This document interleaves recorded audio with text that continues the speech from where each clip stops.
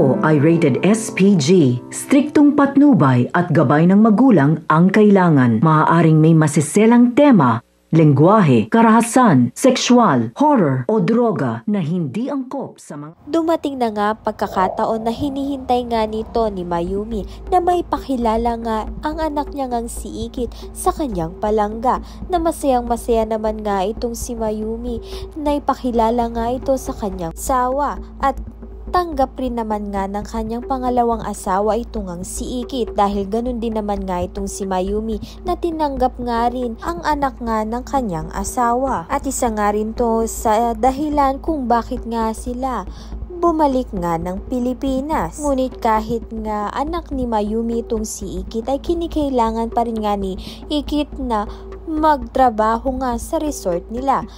Kinilala nga itong si Ikit na best tour guide nga sa Rizal, kaya naman nga't masayang-masaya naman nga itong si Mayumi sa kanyang anak. Gayon din nga itong si Matthew. Ngunit sisirain na naman nga ni Rika ang moment nga ng mag-ina. Mag-iiskandalo nga siya sa resort nga nito nila Mayumi, at ipapahiya nga ni Rika itong ang si Ikit.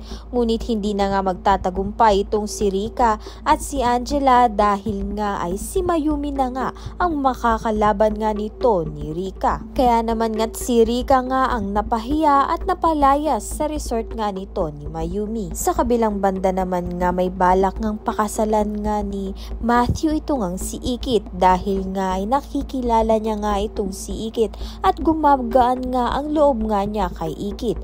Ayan at iba pa ang dapat nating pakaabangan. Maraming salamat sa iyong panonood.